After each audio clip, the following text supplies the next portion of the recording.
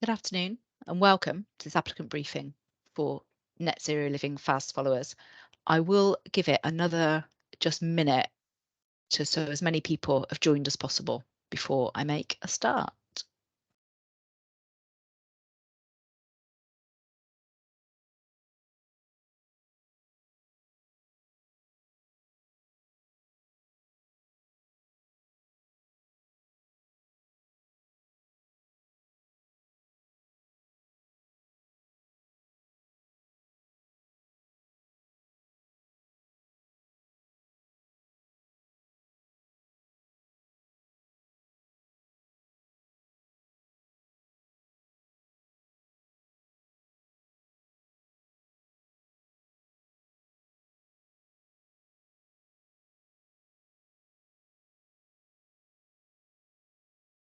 Okay, hopefully that's most people in.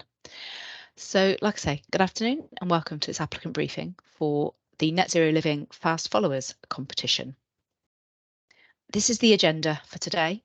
I'm going to introduce you to who we have on the call with us, and then take you through the scope and the process sections. At the end of both of these sections, there is a Q&A session where you'll have the opportunity to ask any questions related to the scope or the process. Feel free to type those questions into the Q&A box as we go through the briefing. So my name is Yvette, and I'm the portfolio manager for this competition here at Innovate. We have Cara, who's the innovation lead for this competition, and we have James on the call with us as well today. So just do a brief introduction to Innovate UK and UKRI.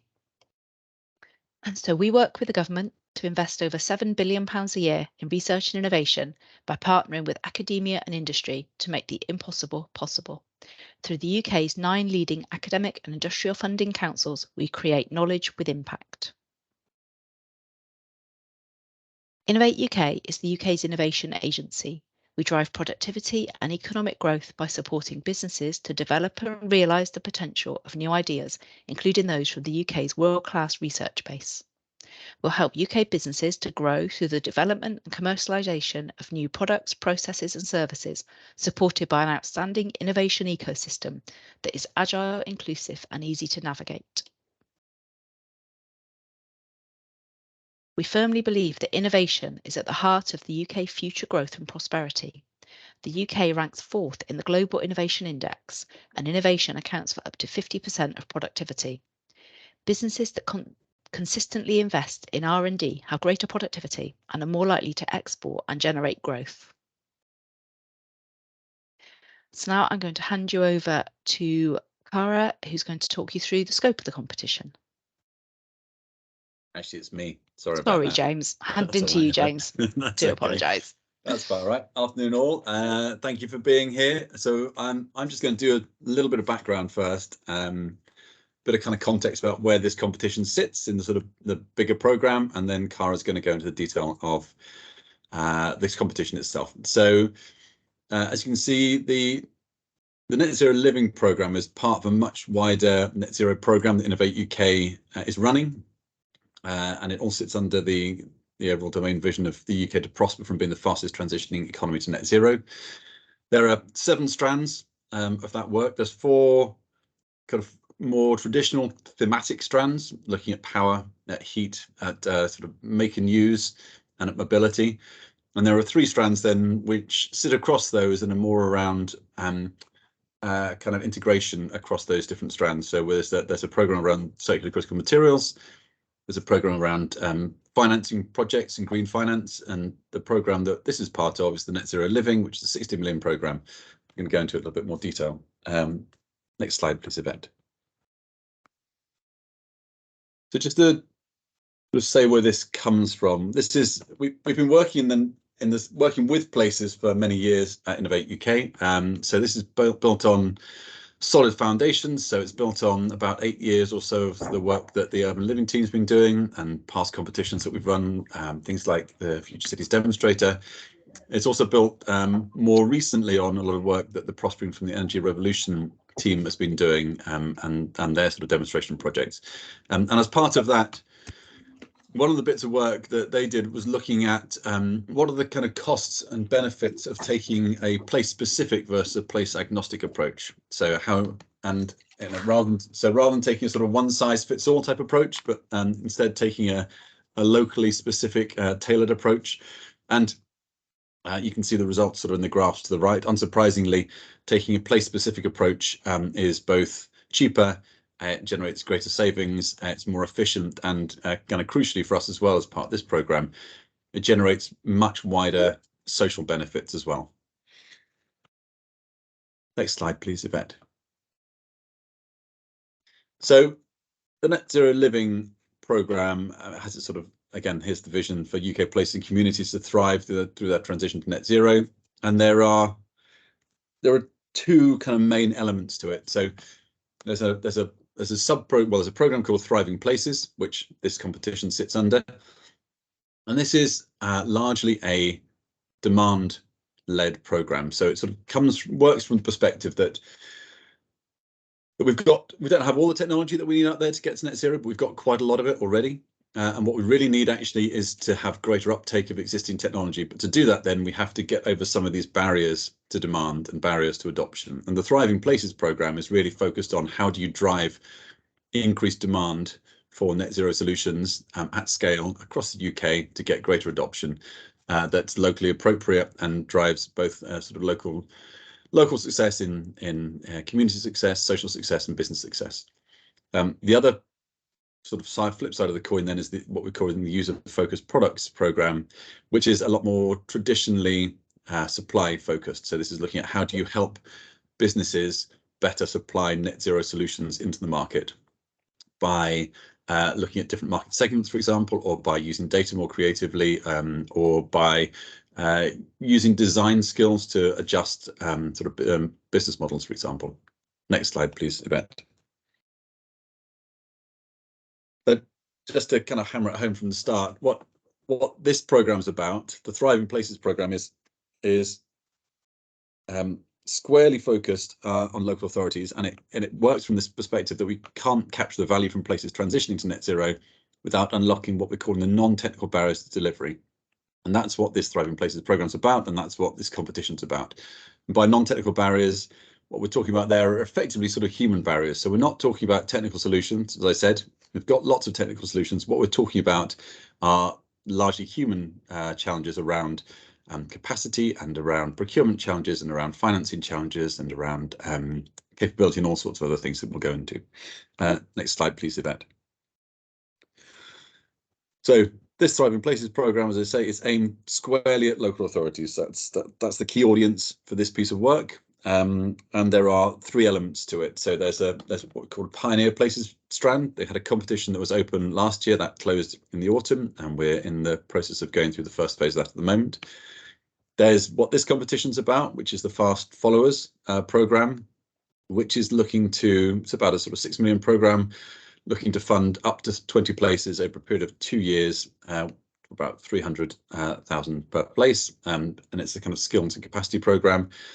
And then sitting alongside it is what we're calling Future Ready, which is an additional program support, which is going to be put in place to support the cohorts, particularly in this case, the Fast Followers cohort. So it's an additional sort of program support that wraps around it. Next slide, please, Yvette. So we don't need to go into a lot of detail right now, but just to say this Future Ready support is a crucial bit of the sort of Fast Followers program. So it's going to sit alongside the Fast Followers program, and we'll be expecting Fast Followers to be participating in it. And effectively, it's going to be a support program which looks at how do you share intelligence and best practice across the cohorts more widely. How do you help the fast followers, successful fast followers, do sort of three types of work. So there's something around diagnosis, how you helping places better diagnose net zero needs and challenges. Something around development. So how are you then helping once you've understood what the problems are,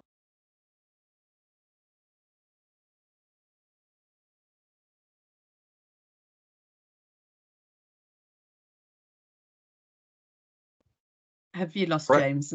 Oh. James, we just lost you for a bit there. I'm back. Well, that was about the end of it anyway. Maybe they decided that my time was up and I should I think stop we only got to the diagnosis bit before you started to cut out, I'm afraid, James. Okay. Not sure what's going on there. So yeah, so diagnosis is basically helping places understand what the challenges are and the needs of your community and your stakeholders and your citizens. Still there or not? Yep. Development then is about how do you, once you've understood those needs, how are you then developing the relationships with those who can help address them? And delivery is having understood your needs and what you need to do, how you're then practically developing the tools and the skills you need to put them into practice. Next slide, please, Yvette. Okay, thanks, James. So I'm Cara Cartwright, and I'm just going to talk through now a bit more about the details of the Fast Followers competition. So I just thought I'd just cover off to start with who can apply, and I noticed there's been some queries in the chat around this as well. So to lead a project or work alone, the organisation must be a UK local authority. Eligible local authorities can work alone or in collaboration, and that includes collaborations across multiple local authorities if you so wish. Where you are leading on an application, you can be a collaborator on one further application. And I say, I know this point has come up, we will not be awarding fast follower funding if a local authority has already been offered funding in our Net Zero Living Pioneer Places competition. And so in terms of non-local authority organisations, so for example, businesses, charities, etc., they are able to be a collaborative partner or a subcontractor to a local authority. Thanks, Yvette. Okay, so just in terms of how the Fast Followers competition is structured, essentially there's two key elements to the grant funding. So the first element is that you can claim up to £150,000 to fund a dedicated net zero innovation and delivery officer role. And what we're wanting then for that officer role, so is that they are actively participating in the programme, in the work that was just described by James in the Future Ready. So they'll be looking to lead attendance in training modules, they'll be taking part in peer learning, and they'll be part of that Future Ready work stream. There's then up to £150,000 to deliver a project that basically uses a lot of the learning and the innovation around addressing non-technical barriers to net zero and applying that to a project or programme.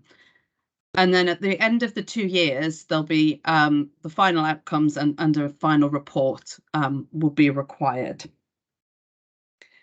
We do recognise that your project may well change and evolve over that 2-year period as the support that we provide through the training modules, through that peer cohort and so on, there may be changes required, and we do have mechanisms in place. We will be working with you to make sure that any changes are managed, continue to meet our eligibility criteria and so on. But you know, we're absolutely in a place that we'd love to see kind of the benefits of the programme to be delivered in the outcomes of the project as well.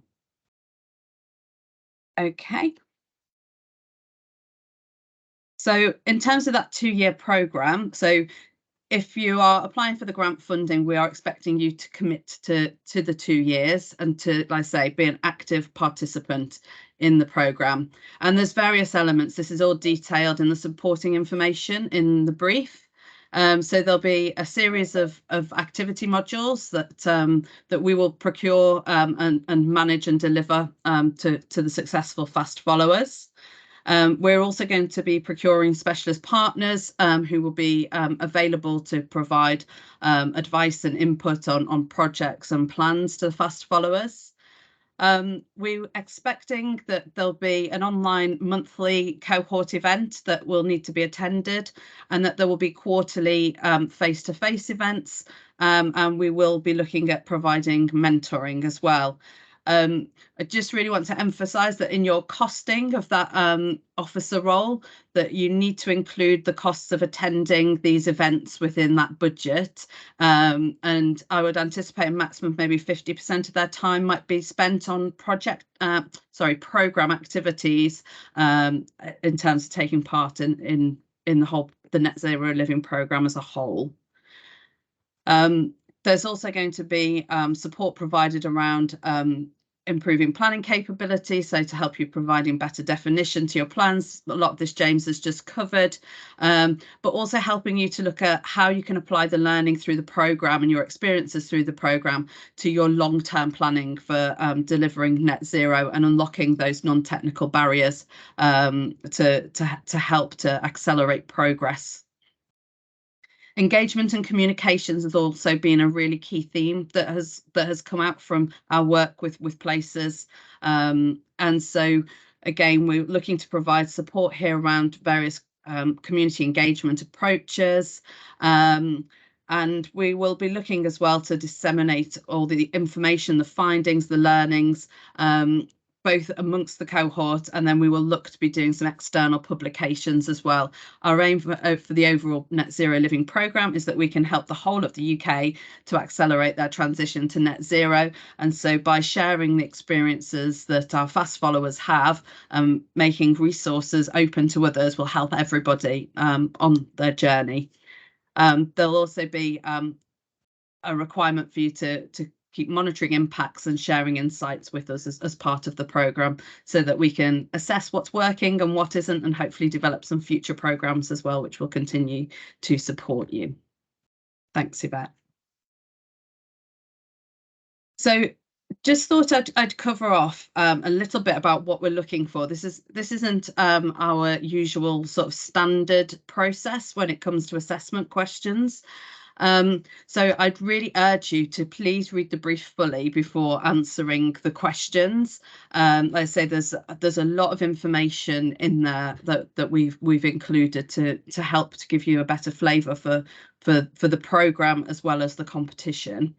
But essentially within the fast followers, we're really looking for evidence that you have got a commitment and an ambition to deliver net zero, that you are open to delivering innovation and can demonstrate to us that you have a real willingness to change and to try new and different things. We're looking for that strong plan for recruiting your officer role. And we really want to understand where you're going to put them in the organisation. If they're going to be bringing information and learnings back, where would they be best positioned to do that and to have influence over potential changes that may be required?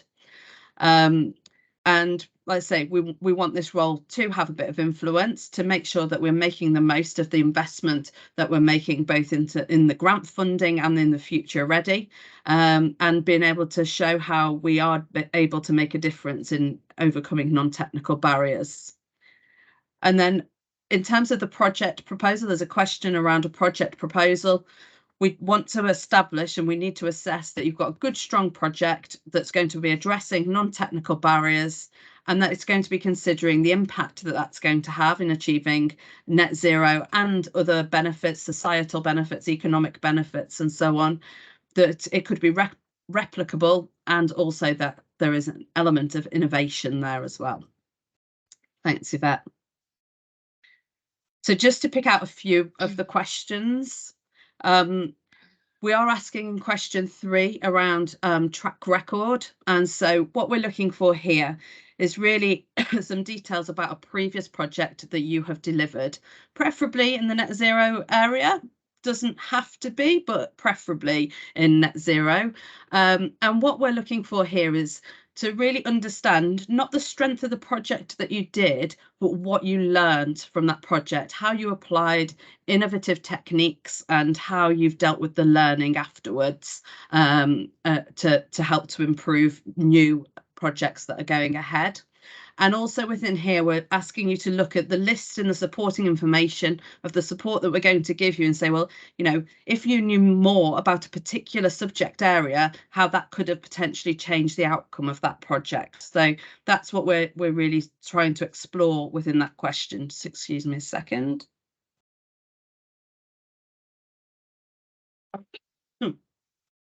In terms of the officer requirements, excuse me, in terms of those officer requirements, we're looking to understand what your recruitment plan is for that role. We are expecting you to recruit from the time of notification, which will probably be between mid and end April, to the beginning of your project start, which is the 1st of July. We're wanting to see a good justification for the role as well. This role cannot just be BAU. We want reassurance through your answers here that this is not just picking up workload that you maybe don't have people to do today, but that it is a transformative role. And we do want to see senior support for both the role and for what that role can potentially deliver. I've touched a little bit on the fact that we're asking about a project. We want to see that you've got some good ideas for some projects or how your programme could be influenced by overcoming some non-technical barriers. We're really looking that you are demonstrating innovative thinking, that it is a deliverable project. And like I say, we do acknowledge that may evolve during the 2 years, but we want to see that there's a good starting point and good thinking from the outset. And then just to clarify in terms of the team and the project management, there's 2 elements to the team. One is about the team and the support that is going to be put around the new officer role. So we'd like to understand who the key people are for that element, but also who you would have in place to deliver your potential project as well.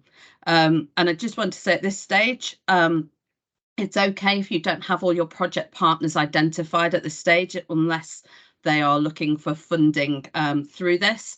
But do flag the types of organisations or people that you would work with to ensure that your project would be deliverable.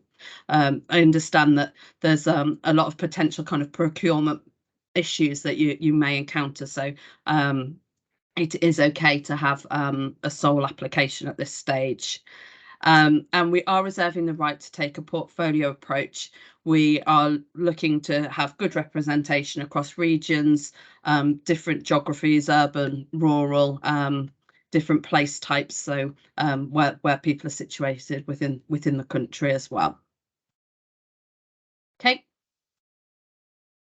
And so just to be clear in terms of out of scope, obviously, if you put something in that isn't in the scope of this competition, if it's not addressing non-technical barriers, then that would be out of scope.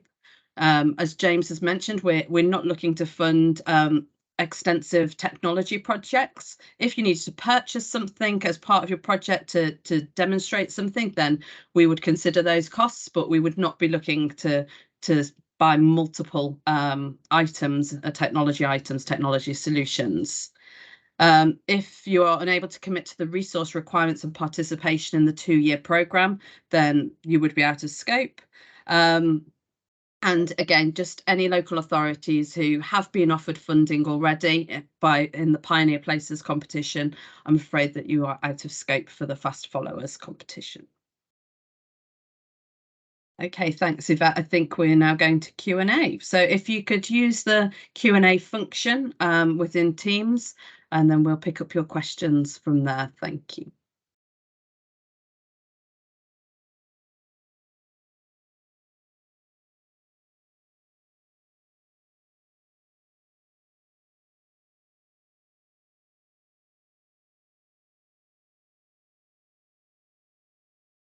Okay, I think I'm picking up questions in the chat rather than the Q&A function. So I will just have a quick look through to see if I can pick up any of those. Cara, do you want me to ask you the most common ones that we're getting through? Yes, if you had a chance, Nilan, that'd be great. Yeah. So we've got some around Pioneer Places. If you're successful and unsuccessful, if you can just cover that bit off, can they still apply for this funding? So if you've applied for Pioneer Places and have been unsuccessful, you are welcome to apply to Fast Followers. If you have applied for Pioneer Places and have been successful and been made an offer, you cannot apply for Fast Followers. Okay, and I think Kevin's covered this. The definition of a local authority, does it include combined authorities, Greater London authorities, and can Scotland and Northern Ireland authorities apply? Yeah, I've got absolutely. I've got a little bit of a definition to come in my process bit of what counts into local authorities. So yeah, but obviously you can cover that now as well. Yeah, so absolutely, it's all UK local authorities. So Wales, Northern Ireland, Scotland, as well as England. Absolutely. I guess the only exclusions we've got in terms of being a lead partner are for town councils, parish councils, and community councils. I think to not be a lead, but could be a collaborator. And anything else, anybody else, sorry, is eligible. Perfect. And would you cover the costs of existing posts? So if you can demonstrate that the post is going to be transformative and is not just picking up business as usual activity, then yes, but they need to be committed to this programme and be delivering against the requirements of this programme. Yeah, we're expecting it's going to be quite a labour intensive programme, so we need to have a dedicated person there participating in it. There's going to be a lot that's going on, particularly with engagement with the Future Ready programme as well. So it needs to be a dedicated person on this programme. Okay, and there was a question around the cohort activities. Would they be face-to-face and would they be delivered across the UK? Variety, I think. Sorry, Cara. I mean, no, go for it, James. I think we're expecting that at least quarterly there would be some face-to-face with events every month, in between that might be online. I think it will become apparent when we see who the cohort is and what the needs of the cohort is. But we do want to be getting people together regularly, online and in person, and we will spread that around the place where the locations are. It's not going to be in one location all the time. I think it's important to get people together in a room sharing that sort of information the way that you can do it, in person, which you're not going to be able to do always online. So yes, a mixture of both. Will be responsive to what people's needs are. Brilliant. And there was a whole section on recruitment. So there's a bit around kind of, I think you mentioned it in your presentation, Cara. There was an expectation as to how long will people get to recruit and whether there'll be any support around job spec and what is the expectation of that role from you guys. Do you guys have an expectation on what type of qualifications that person will need? And I think that's most of them covered. So I guess the simple answer in terms of the job spec is no, we don't have a job specification and requirements for what that role will do. We've obviously put out what we expect the participation in the programme to be, and that we expect that person to be able to bring transformational activity into the local authority organisation. However, part of their role, I would have thought, would be around the project, and therefore we would not be in a position to say what skills would be required overall. We would ask that you would satisfy your own processes for recruiting somebody of appropriate calibre to deliver what you need to gain benefit from. Okay, there are some questions as to will there be a job spec draft? Even if we collaborated on writing up the basic template, is that something that you guys would consider doing? Yeah, we would be happy to work with with the successful applicants to help to draft that if they need some support on that. That's fine. Yeah. Okay. And just conscious of time because we need to get on to the next section. So because we can pick up any other questions at the end, can't we? If we've still got time. Absolutely. I'm just going to add that all the questions around the technical barriers, we've got a YouTube video and I'll add that to the chat now. So then that should cover the technical barrier question. And without opening floodgates in the future, we actually, let's open floodgates. We really welcome you contacting us to speak directly about and asking these questions in person. So please do get in contact with us afterwards. It's quite a lot to share in a short period of time. So it might be better to take some of these afterwards anyway. Yeah, we will come to it. There are a number of surgery sessions that you'll be notified about in the post-event email that you can come and chat to us in person on. I'll hand it back to you, Yvette. So I carry on. Okay, thank you. Okay, so I'm going to just go over the eligibility criteria. I know Cara's gone into that already, but I'll just touch on that again. So this competition does not allow you to submit a previously submitted application. It has to be a brand new proposal. So for this competition, your grant funding request must be between £250,000 and £300,000. Your project can be up to 24 months in length, must start on the 1st of July this year and end by the 30th of June 2025. And to lead a project, as has already been said, you must be a UK local authority, and that includes county councils, district councils, unitary authorities, metropolitan districts and London boroughs. Regional collaborations coordinated through bodies such as combined authorities are also eligible. To be a partner on an application, you can be any one of the UK registered organisations listed on this slide.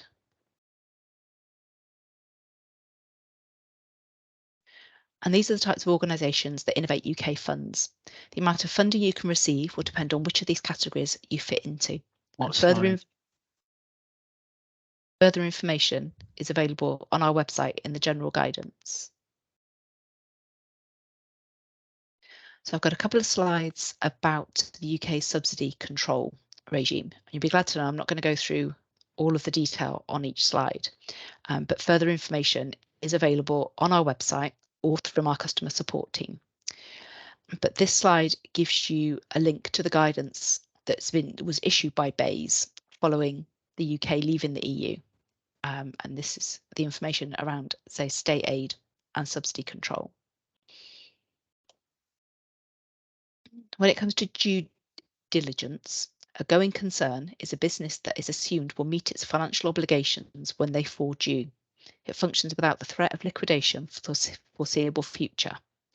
You should make sure that your organisation is eligible before you submit an application. And if you're unsure of whether you're eligible to receive subsidy control, please either seek independent legal advice or look for further information on Innovate's website or through our customer support team. And if you're an applicant who's conducting activities that will affect the trade of goods between Northern Ireland and the EU as envisaged by Article 10 of the Northern Ireland Protocol, then you must apply under European Commission state aid rules. In order to be eligible to receive state aid, you must pass the Undertakings in Difficulty test. This only applies to limited liability companies that are more than 3 years old. And if you have a parent company, the test can be performed on your parent or holding company. If you're successful in this competition, we will apply this test as part of our viability checks. And again, if you're unsure of whether you're eligible to receive state aid, please seek legal advice and check out the further information available on our website. So this slide shows the funding levels available depending on what type of organisation you are and the type of research you're undertaking. And the research organisations in the application can share up to 100% of the total eligible project costs. So research organisations are not able to lead in the competition, but may partner in as many applications as they wish. So there must be evidence of genuine collaboration in your application. You'll need to explain how all parties will contribute to the project and benefit from the collaboration. And a local authority can be involved in up to 2 applications, but only lead in 1. If you're not leading an application, you can be a partner in any number of applications. Parish councils, community councils and town councils cannot lead an application, but can be a partner. And just to point out some other rules of the competition. If you or any organisation in your consortium have previously failed to submit an independent accountant's report or have an outstanding final claim on a live Innovate project, we will not award funding to you in this or any other competition until we've received the documents. Additionally, if you were awarded funding in a previous Innovate competition but didn't sufficiently exploit the award, we will award no more funding to you.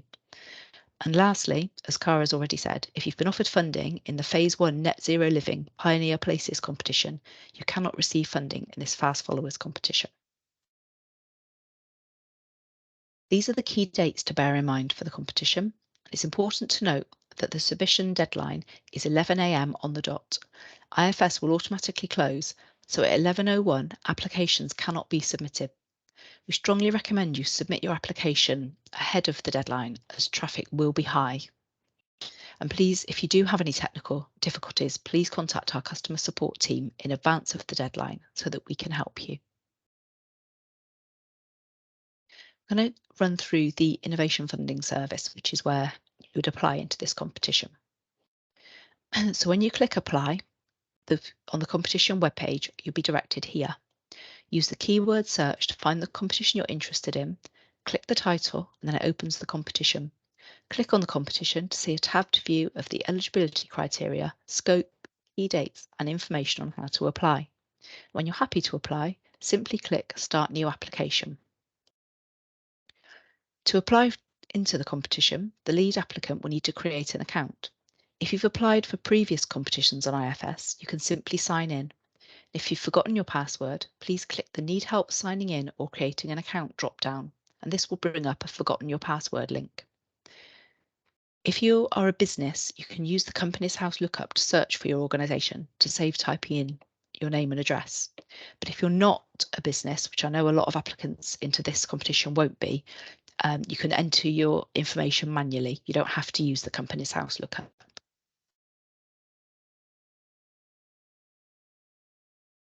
So the first section of the application is the project details. So under the application details, you need to make sure your research category is correct, because this is used to calculate your grant value. In the project summary, highlight the need or challenge, approach and innovation, and the outcomes. This is the key to setting the scene for the assessors. It gives them an overview of your vision. The public description is published if your project is successful, so please be aware of confidentiality here. And in the scope, it's important that your project is within scope to receive funding, so please use this field to justify how your project fits the scope for the assessors. If you're unsure as to whether or not your application is in scope for this competition, please contact customer support. Section 2 has the application questions, and there are 6 scored questions in this competition, and they can be found under the How to Apply tab. There is very detailed guidance associated with each question on IFS, and you'll see that some of the questions have either optional or mandatory appendices.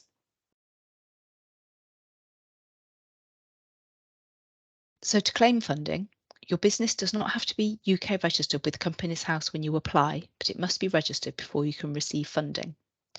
And you're unable to claim funding if your company number begins with FC, BR, ML, JE, or if you're based in Guernsey or the Isle of Man. You're also unable to claim funding if your company is based in any of the British overseas territories listed on this slide. So these are the project cost categories for each application. So for your labour costs, you need to enter the role within the project, the gross annual salary, the number of staff, and the days to be spent on the project. It will then automatically calculate the total costs. If you have multiple people in the same role on the same average salary, enter this in the role within project field. If an employee is part-time, you should enter their costs as full-time equivalent. You can adjust the working days per year from the default if this is different for your project. And please note that dividends, bonuses, and non-productive time cannot be included within your labour costs as they're ineligible. When making grant claims against labour costs, actual costs claimed must be supported with timesheets. You need to enter and describe what materials you intend to use on the project, the volume and the cost. The materials listed must be project specific. Please provide as much information as possible. For example, just putting consumables at £50,000 doesn't provide enough detail, and you'll be required to provide more information from the project finance team if you're successful. Any items which you would usually depreciate as per your company's policy should be listed in capital usage. Materials supplied by associated companies or subcontracted from other consortium members must be listed at cost, excluding any profit element or margin. If your subcontractor cost is going to be significant, you will need to justify who, why, and what you need them for, both here and in your application. It's important that you justify the use of subcontractors within your application, especially if you're using ones that aren't UK based, as the assessors do not see this level of financial detail. They only see the total cost. If you use a parent or sister company, please ensure you list at cost and do not include profit. Here, you would include things such as essential meetings that need to happen during the project. You cannot include any sales and marketing activity as this is ineligible. Travel costs must be economy travel only, and you should be prepared to provide a breakdown of these costs if the project finance reviewer asks for more detail. For example, they might require you to split a trip into its subsistence, accommodation, and travel components. We define overheads as additional costs and operational expenses incurred directly as a result of the project.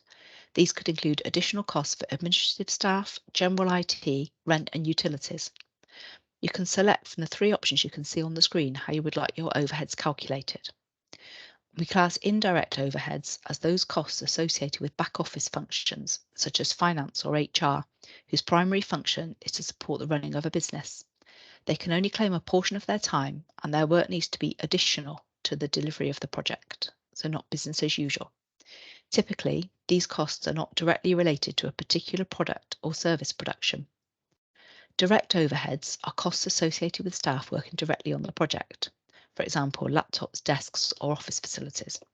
We supply a simple form into which you can list out each type of direct overhead together with the methodology or basis of apportionment to this particular project. Again, these overheads would not be incurred if this project doesn't happen. Here, you'll need to describe how you're using the equipment, whether it's new or existing, the new purchase cost, how long you're depreciating it over, and the residual value at the end. These calculations will need to be in line with your accounting practices. Other costs is where you will put costs that don't naturally fit into any of the other categories, but please be aware that you must not double count if you've included the costs elsewhere already. This is a summary of the project costs available to all organisations in the project. You'll not be able to see any more detail or breakdowns of anyone else's costs. This is also what the assessors will see. As previously mentioned, the level of funding awarded will depend upon the type of organisation and the type of research being undertaken in the project. IFS will calculate your grant percentage based on the answers you've input.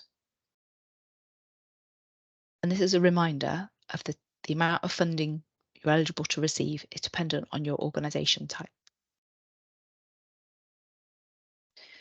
So this is just a worked example of how the project costs might break down in an application into this competition, and how that then reflects on the grant amount that would be requested.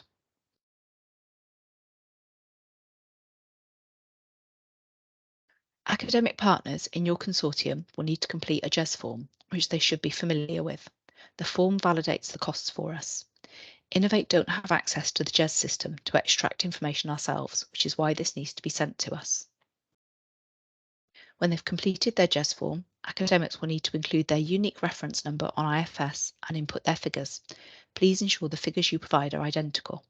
The form must be with council in its status and uploaded to IFS as a PDF. So for collaborative applications, IFS will highlight to the lead applicant any partners who have outstanding project finances to complete. All finances must be included in the application before the lead applicant can submit. It will also check the research participation levels. But please be aware, IFS does not validate the total project costs. It's your responsibility to ensure all costs are within the total eligible project costs as stated in the competition brief. If you find you need to edit your application once it's been submitted, then this is possible. First, you need to reopen your application. On your IFS dashboard, you'll see the option to reopen as shown in the slide. The option to reopen is also visible on your application status page.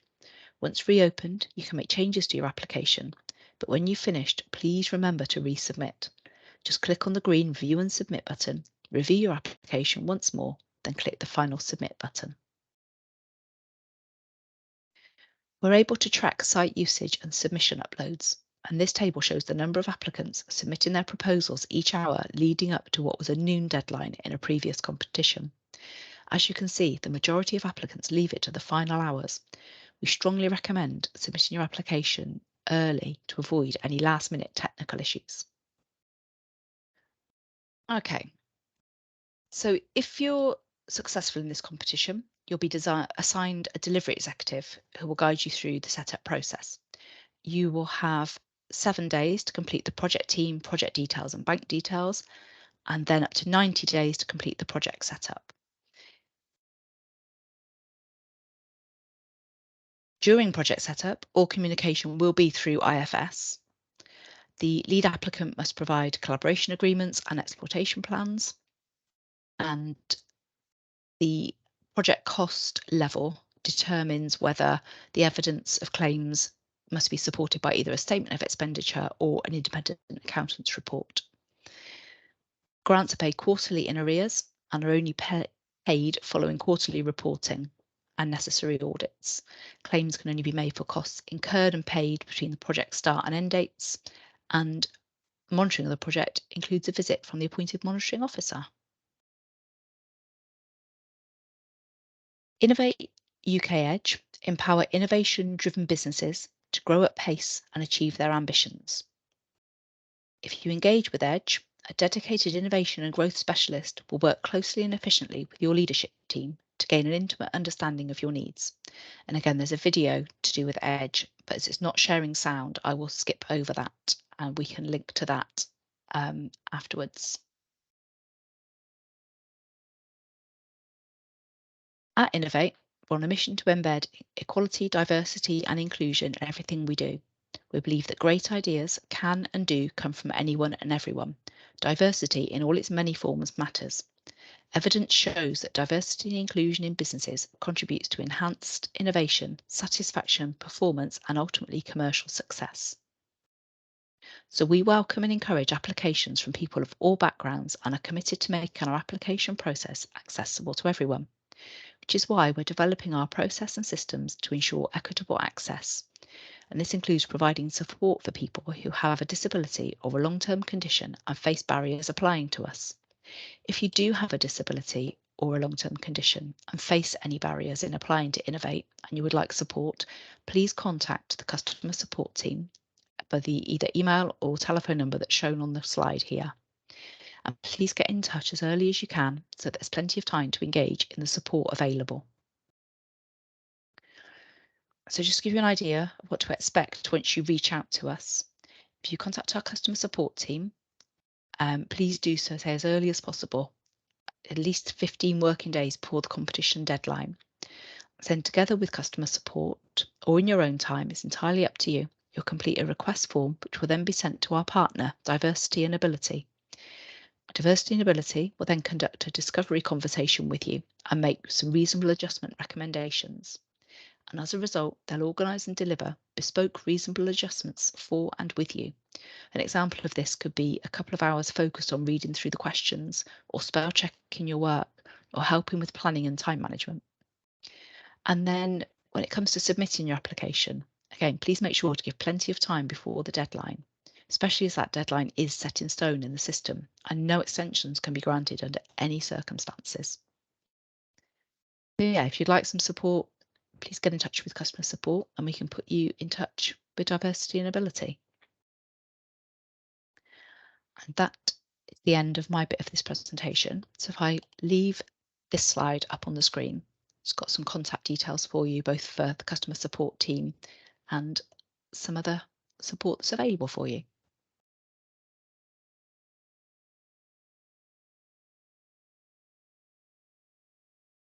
I'll hand back to more questions.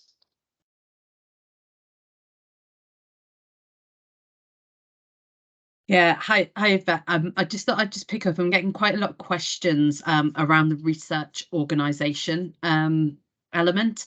So if the local authority is not acting in a commercial capacity, i.e. you are acting as a public authority, then for the purposes of the application, you are classed as a research organisation and are therefore entitled for the 100% funding rate. Yes. So that's come up a number of times, and hopefully that clarifies the funding position. So you don't need to have, for example, an academic institution as a partner in your application for that to be eligible.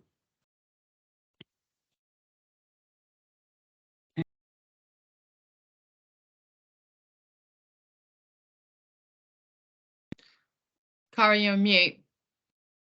Sorry, I was just asking if there were any other themes that have come up. I've been trying to respond to as many as possible. Just conscious we've got sort of 3 minutes left.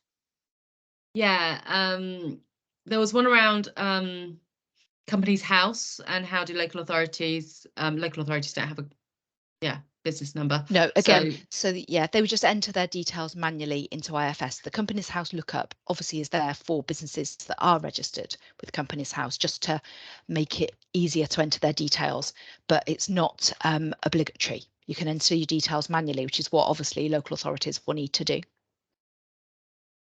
Okay, and Cara, I don't know, I haven't been able to keep an eye on the Q&A. Have you been on the Q&A?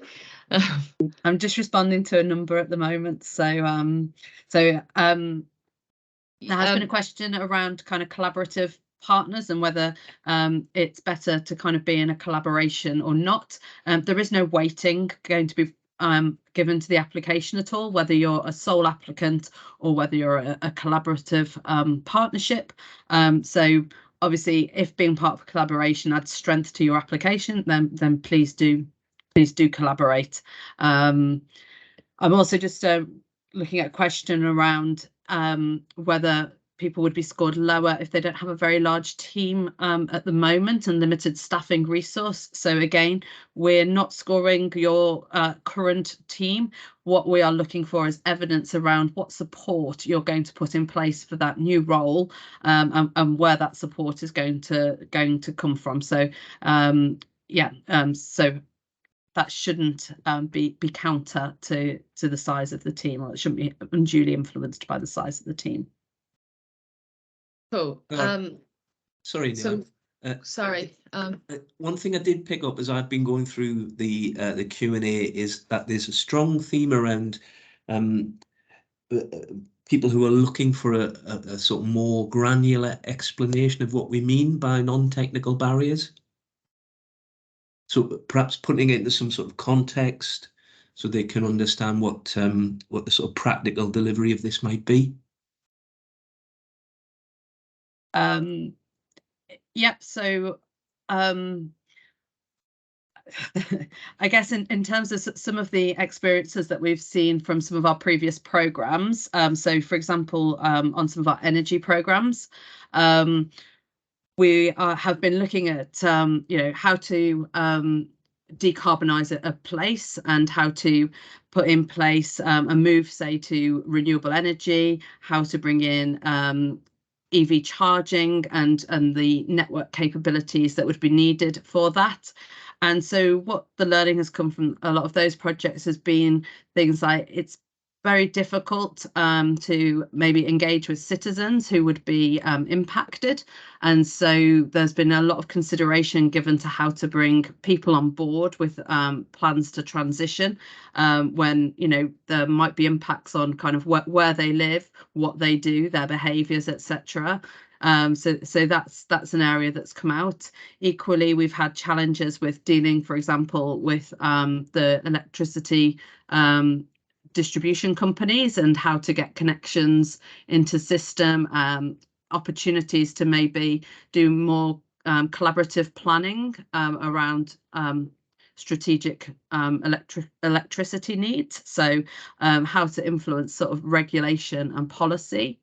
And also, I think kind of some of the experiences that have been had are how to attract more private financing into places for large programs that would be needed to deliver net zero. And so various there's various institutions who can help with looking at that financing. There's various experiences around how to maybe package and put a portfolio of work to make that more attractive to investors. So it could be these kinds of systems. James, I don't know if you want to add to that at this stage. No, I think that's. Can it just be really quick, because we've just come over and a lot of people are leaving, so they'll miss this bit. And we will be sending all the Q&A with the post-event email. So if you do have any questions that weren't answered, yeah, they'll be answered in the post-event email. In which case, no, Sorry, I can't James. add to that. No, that's fine. That's enough. We can share more later. Yeah, I've also added the first surgery date with a login in the Q&A. So please, if you do have any questions, there's a surgery on Monday with James and Cara. Ian, you can ask a question there. Okay, so this call's coming to an end right now. There's some contact details there. We'll be sending the recording, the presentations, the Q&A in the post-event email. So keep look out for that next week. Claire, it's further up. It's the meeting details. It was sent at 15:59, so it's in the chat. So yeah, all the details are in the chat if you can't get access to that, but I'll send details separately. Thank you.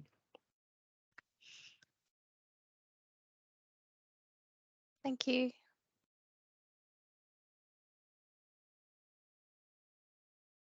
Thanks, everyone. Appreciate it. Thank you.